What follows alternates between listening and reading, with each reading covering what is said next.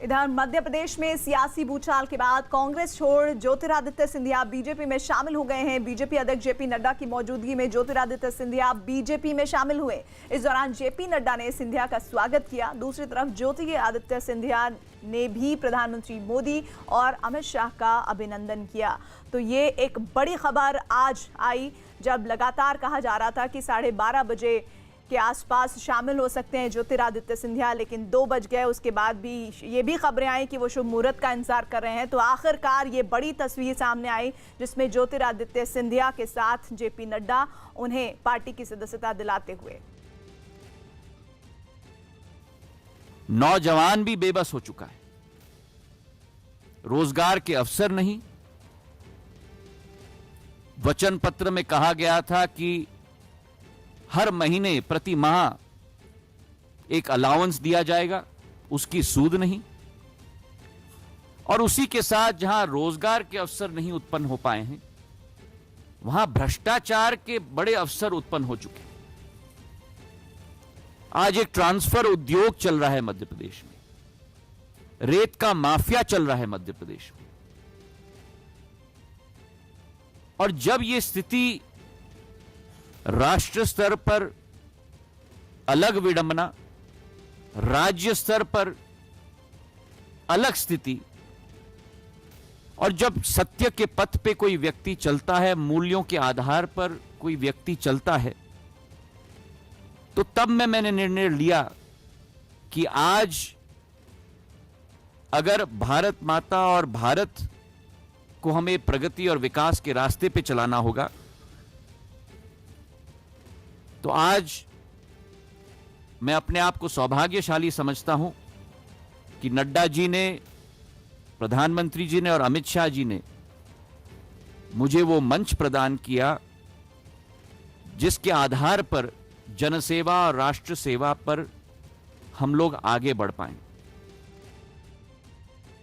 मेरे पूज्य पिताजी ने, और जो पिछले 18-19 वर्षों में समय मुझे मिला है, प्राणपण के साथ और पूरी श्रद्धा के साथ प्रदेश की और देश की सेवा करने की कोशिश की है।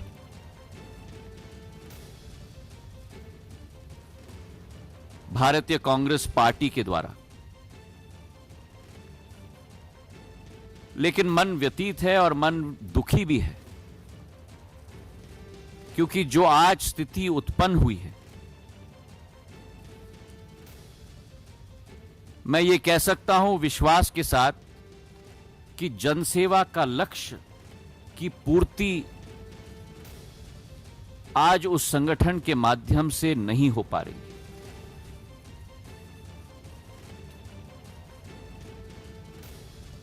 और इसके अतिरिक्त वर्तमान में जो स्थिति कांग्रेस पार्टी में है, वो कांग्रेस पार्टी आज नहीं रही जो पहले थी। और 3 मुख्य बिंदु हैं। एक तो वास्तविकता से इंकार करना, और वास्तविकता से इंकार करके जो इबारत लिखी जाती है उसका समावेश न करना, जड़ता का एक जो वातावरण उत्पन्न है, और उसी के साथ जो एक नई सोच, विचारधारा, जो एक नया नेतृत्व को सही मान्यता न मिलना।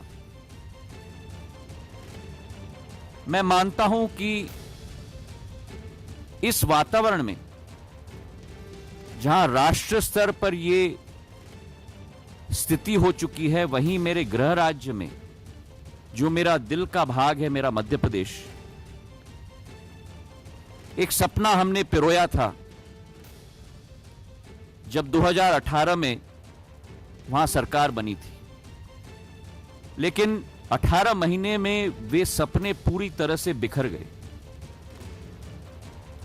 चाहे हम किसानों की बात करें, जहां कहा गया था कि 10 दिन में हम ऋण माफ करेंगे, 18 महीने बाद भी वो नहीं हो पाया है।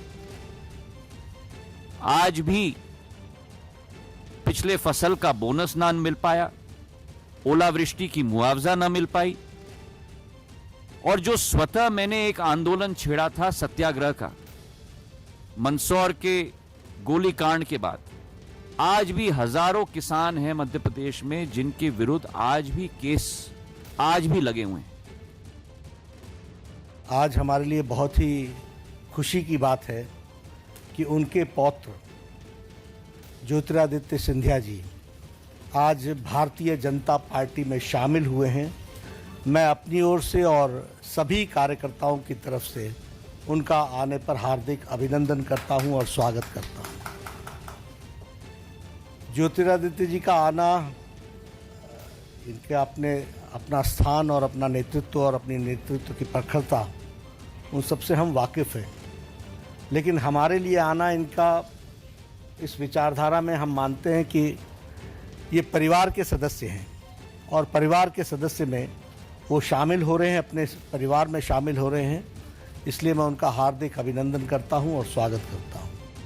वहीं ज्योतिरादित्य सिंधिया के बीजेपी में शामिल होने पर शिवराज सिंह ने ये कहा कि पार्टी में महाराज और शिवराज एक है। श्रीमान ज्योतिरादित्य सिंधिया जी भारतीय जनता पार्टी के परिवार में सम्मिलित हुए हैं। यशोधरा जी मेरे साथ हैं। पूरा परिवार आज भारतीय जनता पार्टी के कार्यकर्ता के नाते काम कर रहा है। श्री ज्योतिरादित्य सिंधिया जी युवा, ऊर्जावान और कल्पनाशील मस्तिष्क के धनी नेता हैं। वैसी परंपरा से आते हैं जिसने राजनीति को जनता की सेवा का माध्यम माना है। लगभग 18 महीने पहले 2018 में बड़े उत्साह से उन्होंने कांग्रेस पार्टी के लिए मध्य प्रदेश में काम किया था, लेकिन कांग्रेस की कमलनाथ सरकार ने मध्य प्रदेश को तबाह और बर्बाद कर दिया है। वादे नहीं निभाए, वचन तोड़ दिए गए और प्रदेश में ऐसी लूट का उदाहरण आज तक कभी देखने में नहीं आया। भ्रष्टाचार के नित्य नए रिकॉर्ड बनाए इस सरकार ने। भाजपा की सरकार की जन कल्याणकारी योजना को बंद कर दिया गया और जैसा उन्होंने कहा, किसान से लेकर नौजवान तक, माताएं बहनें तक आज इस सरकार से परेशान है और कोस रही है। और इसलिए एक तरफ माननीय प्रधानमंत्री श्रीमान नरेंद्र मोदी जी के नेतृत्व में विश्वास करते हुए, सबका साथ, सबका विकास, सबका विश्वास के मूल मंत्र को मानते हुए, हमारे राष्ट्रीय अध्यक्ष जेपी नड्डा जी के नेतृत्व में अमित शाह जी के साथ राष्ट्र की सेवा के लिए, जनता की सेवा के लिए उन्होंने भारतीय जनता पार्टी को चुना है। मैं उनका भारतीय जनता पार्टी में हृदय से स्वागत करता हूं। और बीजेपी नेता ज्योतिरादित्य सिंधिया की बुआ यशोधरा राजे सिंधिया ने कहा है कि ज्योतिरादित्य सिंधिया के आने से अब परिवार के मतभेद भी दूर हो गए हैं। परिवार दो अलग धड़ों में बटा हुआ था, सिर्फ इस वजह से कि राजनीतिक अलग अलग पार्टीज़ थीं। तो स्वाभाविक होता है कि जब आपके राजनीतिक मतभेद हैं तो धीरे धीरे ये परिवार में भी आ जाते हैं। और इस कदम से मुझे लगता है कि वो सारे जो मतभेद के कोई भी छोटे मोटे इश्यूज़ हों, वो सारे इश्यूज़ आज नहीं रहे।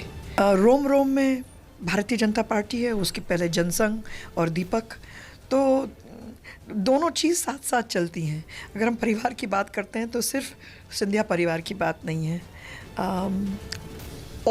लार्जर पार्टी की बात है। और मेरे भतीजे के आने से सेंटर की पॉलिटिक्स में माननीय आदरणीय प्रधानमंत्री को और शक्ति मिलेगी। एक बहुत बड़ा स्तंभ आगे की पीढ़ी का और आज का भी स्तंभ गिरा है कांग्रेस में, और उस वजन, वो जो वजन था, वो वजन अब हमारी पार्टी में आ गया है। तो निश्चित रूप से प्रधानमंत्री के ही नेतृत्व में ये सब हुआ है और वो वेलकम कर रहे हैं और हम भी इस स्तर पे उनको वेलकम कर रहे हैं। वही बीजेपी नेता जफर इस्लाम ने ज्योतिरादित्य सिंधिया के पार्टी में शामिल होने पर उनका स्वागत किया और कहा कि ज्योतिरादित्य सिंधिया की दादी विजया राजे सिंधिया उनके पार्टी में शामिल होने की वजह है। सिंधिया जी ने विस्तार से अपनी बात रखी ज्वाइनिंग के टाइम, और उन्होंने वो हर बातें कही जो उनके दिल में थी, उन्होंने बात कही। अब उस पर हम चर्चा करें ये सही नहीं होगा, लेकिन ये मैं कहना चाहता हूँ कि उनका स्वागत है पार्टी में। ये एक अच्छा दिन है कि उन्होंने ऐसी पार्टी ज्वाइन की जहाँ उनकी दादी खुद वो जिम्मेदार है इस पार्टी की स्थापना के लिए। और मुझे इस बात की खुशी है कि आज उन्होंने दिल से अपनी सब बातें, और प्रधानमंत्री के नेतृत्व को उन्होंने बहुत बहुत तारीफ़ की। आदरणीय होम मिनिस्टर के बारे में बहुत अच्छी बातें कही उन्होंने, उनके योगदान को सराहा, और साथ साथ उन्होंने पार्टी के राष्ट्रीय अध्यक्ष आदरणीय नड्डा जी के बारे में बहुत सारी बातें की। हमें खुशी है कि आज इस मौके पर हम उनके साथ थे। खबर है कि ज्योतिरादित्य सिंधिया ने राज्यसभा के लिए नामांकन भर दिया है। सिंधिया ने मध्य प्रदेश से राज्यसभा के लिए नामांकन भरा है। सूत्रों के मुताबिक सिंधिया ने नामांकन फॉर्म बीजेपी दफ्तर में ही भरा है। हालांकि सिंधिया का नामांकन फॉर्म भोपाल में जमा होगा। विक्रांत हमारे साथ, हमारे सहयोगी जुड़े हैं। विक्रांत, यही वजह मानी जा रही थी और कुछ ही घंटे हुए हैं उन्हें पार्टी ज्वाइन किए हुए और अब फॉर्म भी भर दिया उन्होंने। बिल्कुल, बीजेपी दफ्तर में जो हमें सूत्रों से जानकारी मिल रही है, उन्होंने राज्यसभा का उनको वहां पर नेताओं के साथ जो बैठे करीब 1.5 घंटे के करीब वो ज्वाइनिंग के बाद बीजेपी दफ्तर में रहे, तो उस दौरान फॉर्म भी भरा। हालांकि ये फॉर्म भोपाल में ही जमा कराना पड़ेगा, लेकिन ये बात पहले से ही तय थी कि बीजेपी उन्हें अपना राज्यसभा सदस्य बनाएगी। और 2 लोगों को, क्योंकि पहले ये कहा जा रहा था कि बीजेपी के पास एक ही सीट कंफर्म है, लेकिन जिस तरीके से समीकरण बदल रहे हैं, बीजेपी को अब ये लग रहा है कि 2 सदस्य उसके मध्य प्रदेश से जा सकते हैं। तो एक सीट पहले से ही कंफर्म थी कि ज्योतिरादित्य सिंधिया को दी जाएगी, और वो बात अब लगभग साफ होते हुए दिखाई दे रही है। तो प्रभात झा या सत्यनारायण जाटिया, क्या इन दोनों में से नाम कंफर्म हो गया कि किसकी कट गई है टिकट? देखिए, क्योंकि प्रभात झा बीजेपी के सांसद हैं, वहां से राज्यसभा के 2 बार के सदस्य रह चुके हैं, और अभी जो नाम सामने आ रहे हैं उसमें हर्ष चौहान और ज्योतिरादित्य सिंधिया का नाम सामने आ रहा है। हालांकि अभी आधिकारिक तौर पर लिस्ट नहीं आई है, लेकिन अगर इन दोनों का नाम फाइनल होता है, जो सूत्रों से जानकारी मिल रही है कि इन्हीं दोनों को टिकट मिलेगी, तो उसके बाद प्रभात झा का टिकट कटेगा, क्योंकि 2 बार के वो पहले सांसद हैं।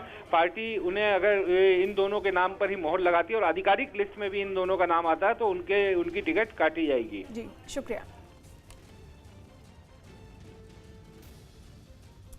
जहां एक तरफ ज्योतिरादित्य सिंधिया बीजेपी में शामिल हो गए हैं, तो वहीं दूसरी तरफ कांग्रेस को अब भी भरोसा है कि वो एमपी में कमलनाथ की सरकार को बचा लेंगे। एमपी कांग्रेस के बड़े नेता सज्जन सिंह वर्मा, जीतू पटवारी और जयवर्धन सिंह का दावा है कि सरकार को कोई खतरा नहीं है। जीतू पटवारी, आपसे बात करूंगा सर। आप तो बड़े बहुत दिनों से अपने विधायकों को साथ रखने की उसमें लगे हुए थे, तो ये विधायक अब आपके सारे साथ हो लिए? 100% लोग, एक कांग्रेस का विधायक जो यहाँ है वो भी और जो बाहर है वो भी कांग्रेस के साथ है, था और रहेगा। और सरकार भारी बहुमत से, ये बीजेपी को जो तमाचा पड़ेगा लोकतंत्र की हत्या करने का समय बताएगा, तब बात। 19 विधायक, लोकतंत्र की हत्या की बात कही आपने, 19 आपकी प्रदेश आपका है, 19 विधायक जो बंगलौर में बैठे हैं, क्या उनसे संपर्क है आपकी पार्टी का? मैं मानता हूँ कि जिसको कांग्रेस ने चुना है, कांग्रेस के पंजे पे, विचार पे, बीजेपी के अगेंस्ट, विचारधारा के अगेंस्ट चुन के आया है, वो किसी प्रलोभन में बिना आए। जितनी बड़ी बीजेपी ने, नरेंद्र मोदी ने, अमित शाह ने, जो ये यहाँ के लोग हैं मध्य प्रदेश के, तो प्यादे सिद्ध हो गए। अब वो लगे हैं, उनको भी ये कमलनाथ है, हरा के मानेंगे। हमारे साथ इस वक्त है जयवर्धन सिंह, जो कि साथ में आप भी बेंगलोर जा रहे हैं। जी देखिए, सभी विधायक एक साथ हैं और मैं आपको आश्वासन देता हूं कि खबर जो भी आ रही हो, लेकिन जब मेजॉरिटी साबित करने का समय आएगा तो कांग्रेस पार्टी के पास मध्य प्रदेश में मेजॉरिटी रहेगी। फ्लोर पे बार बार आप दावा कर रहे हैं, लेकिन 19 विधायक तो अभी बेंगलोर में बैठे हुए हैं। देखिए, उन 19 विधायकों को कभी ये नहीं कहा गया कि उनको जाना पड़ेगा भाजपा में। वो विधायक ऐसे विधायक हैं जिन्होंने जन्म लेने के बाद से वो कांग्रेस में रहे हैं, तो ऐसे वो अभी पार्टी को नहीं छोड़ेंगे। मुझे पूरा विश्वास है कि वो भी कांग्रेस के साथ में रहेंगे। आप खुद एक पार्टी के युवा नेता हैं और ज्योतिरादित्य सिंधिया मध्य प्रदेश में युवाओं के एक बड़े नेता, कांग्रेस के मध्य प्रदेश ही पूरे देश में माने जाते थे। वो बीजेपी में गए, जेपी को इस बात से कितना धक्का लगा? देखिए, सिंधिया जी कांग्रेस पार्टी के दिग्गज नेता रहे, 18 साल कांग्रेस में रहे, सांसद रहे, केंद्रीय मंत्री रहे, तो हम सबको अफसोस है कि उन्होंने पार्टी छोड़ी है। अब ऐसा क्या कारण रहा, क्यों उन्होंने छोड़ा, ये मैं कह नहीं सकता हूं, लेकिन मैं इतना कह सकता हूं कि जो उनको सम्मान कांग्रेस पार्टी में मिला, शायद कभी ऐसा भविष्य में नहीं मिलेगा। अपील करेंगे आप एक बार फिर ज्योतिरादित्य से कि आओ वापस आओ, घर वापस आओ? हम सबने अपील की है, लेकिन जो स्थिति लग रही है कि शायद वो उन्हें मन बना लिया है, लेकिन मैं पुनः वही कहूंगा कि जो उनको सम्मान कांग्रेस में मिला, जो उनको पद कांग्रेस ने दिए, मुझे पूरा भरोसा था कि वो कांग्रेस नहीं छोड़ेंगे, लेकिन अब जो परिस्थिति बनी है वो तो हम सब देख ही रहे हैं। कितनी उम्मीद है सर आपको? सरकार बचने की कितनी उम्मीद है? सरकार तो 100% बचेगी, सरकार कांग्रेस की ही रहेगी। कांग्रेस का हर एक विधायक कांग्रेस के साथ है, कमलनाथ जी के साथ। सरकार सही। अभी कितने विधायक जा रहे हैं? देखिए, सभी विधायक अभी साथ में हैं, जैसा मैंने कहा है, और जो विधायक बेंगलोर में है वो भी कांग्रेस के साथ है। इस बीच कांग्रेस भले ही दावा कर रही हो कि सरकार को खतरा नहीं है, लेकिन कांग्रेस से इस्तीफा दे चुके 12 विधायकों ने वीडियो जारी कर ज्योतिरादित्य सिंधिया को समर्थन देने की बात दोहराई है। मंत्री परम श्रद्धेय ज्योतिरादित्य सिंधिया जी ने जो निर्णय लिया है, वो किसी भी पार्टी में, चाहे बीजेपी में जाएंगे तो यहाँ 22 के 22 विधायक सब एक साथ हैं और सब स्वेच्छा से आए हैं, किसी के दबाव में नहीं है, कोई किसी के संपर्क में। सिंधिया जी जो निर्णय करेंगे, उनके हर निर्णय में पूरे 22 विधायक उनके साथ थे, हैं और रहेंगे। गद्दारी ज्योतिरादित्य सिंधिया जी ने नहीं की, उनके साथ गद्दारी कांग्रेस पार्टी और कमलनाथ जी ने की।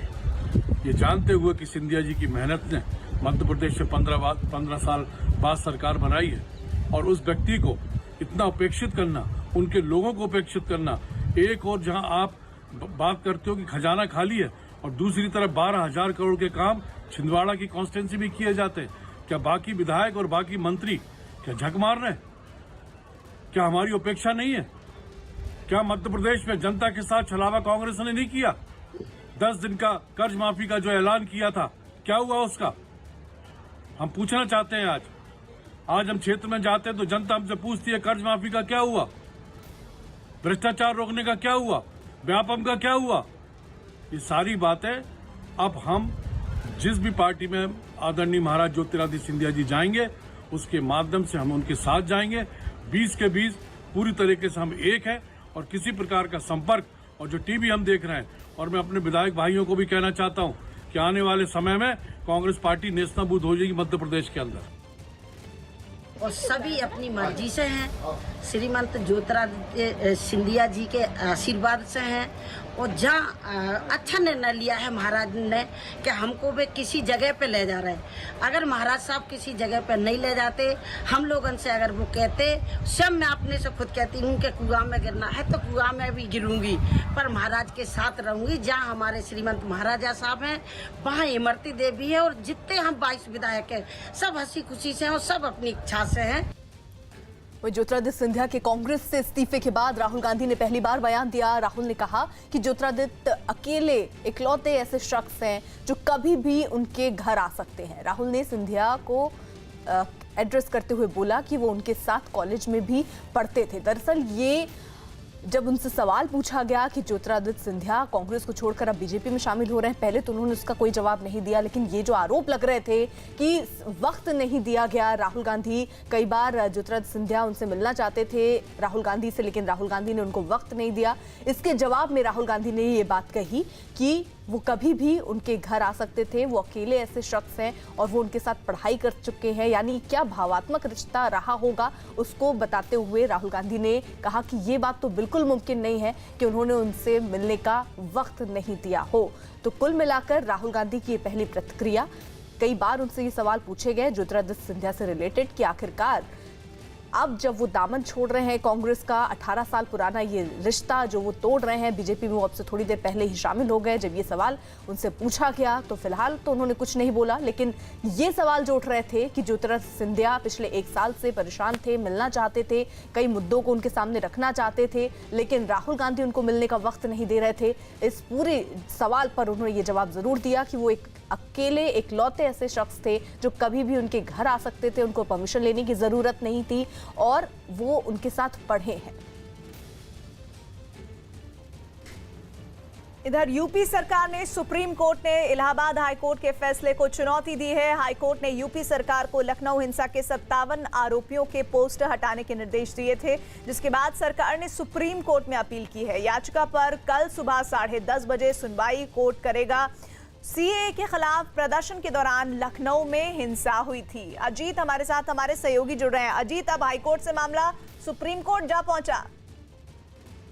देखिए बिल्कुल प्रीति, हाईकोर्ट लिया था और ये कहा था कि पोस्टर हटाया और 16 मार्च तक नामत करे, तो उसी दिन ये तय हो गया था कि सरकार सुप्रीम कोर्ट जाएगी। आज फाइनली सरकार की तरफ से सुप्रीम कोर्ट में याचिका दाखिल कर दी गई है और इस याचिका के दाखिल करने के बाद कल सुबह 10:30 बजे का वक्त दिया गया है, यानी कल सुबह 10:30 बजे इस बात को लेकर बहस की जाएगी जो राजधानी लखनऊ में 19 दिसंबर 2019 में हिंसा के जो आरोपी थे, जिनको ADM जो अपर जिला मजिस्ट्रेट की कोर्ट ने दोषी पाया है, 1 करोड़ 55 लाख रुपए का जुर्माना भी ठोका है। क्या ये पोस्टर लगे रहेंगे या हटाए, फैसला सुप्रीम कोर्ट को करना फैसला लेगा। हालांकि इलाहाबाद हाईकोर्ट के आदेश को सरकार ने मानने से इनकार कर दिया, तो अब वो, क्योंकि सरकार का ये कहना है कि जिन तोड़ फोड़ की उनको सरकार पीछे छोड़ेगी नहीं, उनके हटेगी नहीं, उनके खिलाफ कार्रवाई की जाएगी, उनकी संपत्तियों को जब्त की जाएगी। तो अब कल सुबह 10:30 का वक्त तय करना होगा कि सुप्रीम कोर्ट कहता है इलाहाबाद के हाईकोर्ट के आदेश जो याचिका के खिलाफ सरकार ने जो जी। तो यूपी सरकार ने सुप्रीम कोर्ट में इलाहाबाद हाईकोर्ट के फैसले को चुनौती दी है, ये अहम है। और ये वो तस्वीर जो दिखा रहे हैं, 57 आरोपियों के पोस्टर हटाने के निर्देश कोर्ट ने दिए थे, लेकिन उस पर अब सुप्रीम कोर्ट में कल सुबह 10:30 बजे सुनवाई होगी। और अब बात कोरोना वायरस की। भारत में कोरोना वायरस के 10 नए मामले सामने आए हैं। स्वास्थ्य मंत्रालय की ओर से जारी ताज़ा जो आंकड़ा है उसके मुताबिक भारत में कोरोना वायरस के मरीजों की संख्या बढ़कर 60 हो गई है। केरल में 8 नए मरीज पाए गए, तो वहीं दिल्ली और राजस्थान में कोरोना वायरस के 1-1 केस सामने आए हैं।